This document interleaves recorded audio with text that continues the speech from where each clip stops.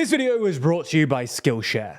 Austria's government is on the brink of collapse. After a rogue minister approved a controversial EU law without the backing of the entire coalition, the government made headlines earlier this week by essentially suing itself. On top of this, the coalition's entire term has been pretty unpopular with the public, ridden with scandals and political instability, and this week's crisis has only exposed the deepening rift between the coalition ahead of the national election in September. So in this video, we're going to explain the bad blood between the two governing parties, the centre-right OVP and the Greens, how a recent vote has threatened to destroy the coalition, and how this has opened up space for the far-right FPO to win the upcoming national elections. Before we get into it, we recently announced that we're launching a physical newspaper that will feature major articles on things like the rise of the AfD and the European election. So if you want to support our journalism, then consider learning more or buying a copy by clicking the link in the description. Now, to understand what's been happening in Austrian politics over the last 5 years, you need to go back to the infamous Ibizagate scandal in 2019, when German media published a video involving the then Vice-Chancellor of Austria offering government contracts to a woman pretending to be the niece of a Russian oligarch. The Vice-Chancellor hoped that in return he could receive campaign support for his far-right Freedom Party of Austria, or FPO. This scandal ultimately triggered the collapse of the right-wing coalition government formed between the FPO and OVP. Now, at the subsequent elections, the FPO unsurprisingly lost votes to their former coalition partner, Sebastian Kurz's OVP, who won nearly 38% of the vote and 71 seats in Austria's 183-seat National Council. The People's Party then went on to form a two-party coalition with the Austrian Green Party, who had their best ever result with 14% of the vote. Now, this might sound a bit weird, given that the People's Party are pretty conservative, while the Greens are pretty left-wing. But it was sort of the only option, given that Kurz had ruled out a grand coalition with the left-wing Social Democrats. Anyway, the new People's Party Green coalition was sworn in early 2020, with Kurz as Chancellor. But tensions between the two unlikely partners ran high from the very start. Following Ibizagate, many OVP politicians were investigated by the prosecutor's office. And because the Justice Ministry fell under the control of the Greens, the OVP continuously argued that these investigations were biased and politically motivated, while the Greens attacked the OVP for undermining the judiciary. Multiple officials of the OVP were then forced to resign for their ties to the scandal, including Chancellor Kurz in 2021. And once Kurz resigned, the OVP's popularity dropped dramatically.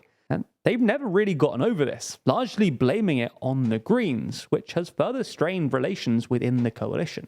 These internal tensions then came to a head last week, when Environment Minister and Green MP Leonore Gewessler announced that she would support the EU Nature Restoration Act. For context, in Austria, if all 9 federal states unanimously agree on something, then they can bind national ministers to follow suit.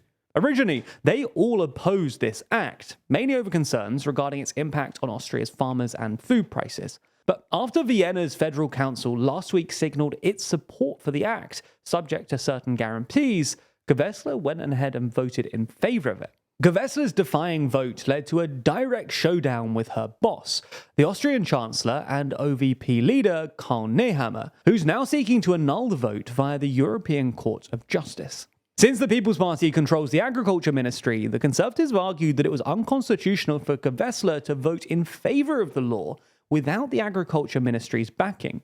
In fact, more specifically, Nehammer said in a letter to Belgium, which holds the EU's rotating presidency at the moment, that Climate Minister Gewessler had not been approved by Vienna and that her vote was unlawful. However, the Belgian government has confirmed that Gewessler's vote is binding, and the law has now passed, rendering Nehammer's protestations performative. On top of seeking an annulment from the European Court of Justice, Nehammer's Conservatives have also said that they want to file criminal charges against Gewessler for abuse of public office. So Austria's public prosecutor must now decide whether or not to take up the case and seek a judgment before the court. Now, Gewessler, for her part, has defended her actions as a moral conscience vote. However, it's also probably motivated by political self-interest. Support for the Greens has absolutely tanked in the past months, especially after their lead candidate in the EU elections was involved in a series of tabloid scandals. And voting for the nature law was a pretty risk-free way of playing up to her base, given that the coalition is unlikely to survive the upcoming elections. Despite the controversy, Nehammer has said that he would not dissolve the government and call a snap election over the matter. However, dissent within the OFP's ranks might end up forcing his hand, and the incident has led to the SPO to criticise the OVP for poor leadership. Similarly, the FPO has urged Nehammer to end the coalition immediately and threatened to file a motion of no confidence against Gavesla. Now, while Nehammer probably won't succumb to the demands to call a snap election, given that the national elections are only a few months away anyway, the FPO are still likely to come out as the winners of this debacle. In fact, 5 years later, it's as if the Ibiza affair never happened. For nearly a year and a half, the FPO have been topping the polls, hovering just below 30%. The relatively pro-Russia FPO has made political hay by capitalizing on the anti-establishment, Eurosceptic Querdenker movement. And while they stopped short of actually calling for Austria to ditch the EU, they pledged to strip its powers and halve its budget. The FPO also see Austria's cooperation with NATO members as a threat to the country's neutrality, and oppose arms shipments to Ukraine and sanctions against Russia. When it comes to immigration, the FPO wants to stop immigration from, quote, Islamic countries and promote integration. Plus, during this month's EU elections, as part of Marine Le Pen's Identity and Democracy group, the FPO campaigned under the slogan Stop the EU Madness and managed to secure the most votes in Austria's EU parliamentary elections, despite the recent Russian espionage scandal.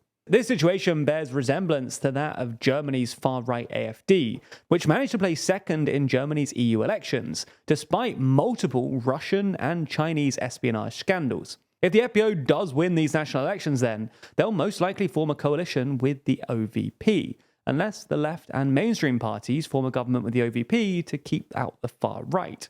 But this seems unlikely, as the OVP have in the past ruled out a coalition with the left, and the FPO have been pretty useful to the OVP in the past in order to maintain their popularity. For instance, the OVP have often tapped into the FPO's voter base and adopted numerous positions originally claimed by the FPO, particularly on immigration. All in all, given the current political infighting of the current coalition and the popularity of the FPO, Austria will likely return to a pre-Ibizagate FPO-OVP coalition government this September. A week or so ago, we announced that we're working on a physical magazine which dives deep into the upcoming UK general election. But it turns out that designing a magazine isn't all that easy. So I headed to Skillshare to take a look through some of their design courses, including the incredibly helpful course, How to Design a Magazine and Learn InDesign, which helped me to, do both things. This means that unlike when I tried to learn InDesign for another, never-released project a few years ago, I was guided through the process quickly and efficiently.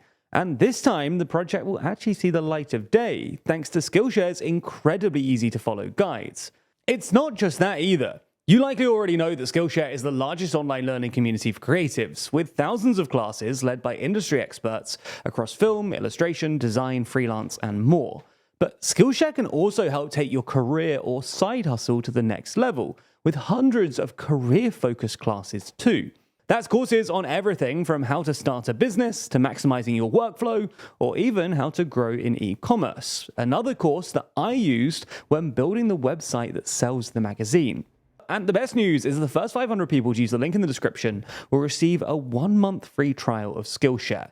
So get started today.